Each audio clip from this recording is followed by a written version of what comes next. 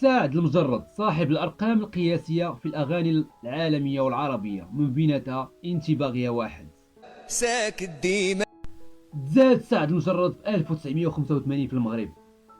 الأم ديالو نزهة الركراكي والأب ديالو بشير عبدو، وكمل قرايته في أمريكا.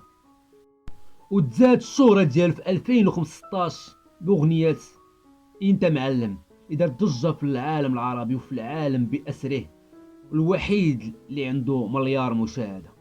كاين هادشي اللي وقع ليه، ولكن هادشي اللي غادي يوقع ليه 2016 ما عمرو كان في الحسبان.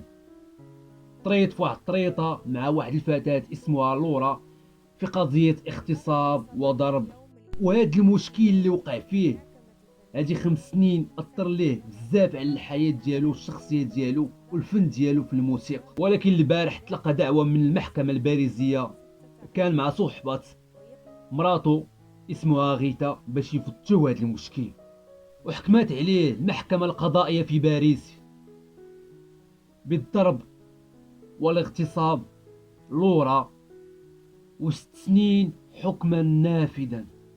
كانت صدمة قوية للأب ديالو الأم ديالو نزهة الركراكي، وكلشي مصدوم. واش هادشي هذا حكم ولا اشنو؟ هادشي كيبان ليا انا مؤامرة ومخططين ليه، مش حالاج باش يطيحوا سعد مجرد في الفخ.